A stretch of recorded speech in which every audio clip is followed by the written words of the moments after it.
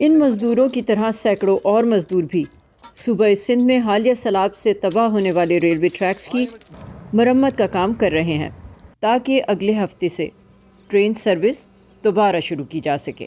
Kotri junction railway station کے station master عارف علی نے بتایا کہ تمام انتظامی مشینری بحالی کے کام میں لگی ہوئی ہے۔ 5 تاریخ کو ایکسپیکٹڈ ہے کہ یہ کنٹینیوز ہو جائے گا سسٹم، جو ریل کا نارمل پوزیشن میں آ جائے گا۔ 3 دہائیوں کی اوسط سے 3 گنا زیادہ بارشوں کے سبب ریلوے کا نظام بھی درہم برہم ہو گیا ہے۔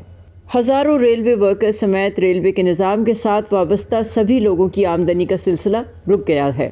محمد ریاض کوٹری جنکشن کے ریفریشمنٹ سٹال پر کام کرتے ہیں۔ وہ 1 ماہ سے بے روزگار ہیں۔ انہیں ٹرین سروس کے بحال ہونے کا انتظار ہے۔ فی الحال کچھ بھی نہیں ہے، ہم فارغ کھڑے ہیں، ہم بے روزگار ہیں، ہمارا روزگار یہی ہے، اسی سے ہمارا دار و مدار چلتا ہے۔ ریلوے پورٹر ندیم محبوب کی بھی کہانی کچھ مختلف نہیں۔ ناٹے ہیں اسٹیشن کے اوپر، جس کی وجہ سے عوام کا روزگار جو ہے نا ٹھپ ہو کے رہ گیا ہے۔ ہم دوا گو ہیں اور حکام والوں سے اپیل ہے کہ جلد سے جلد اس کو بحال کیا جائے۔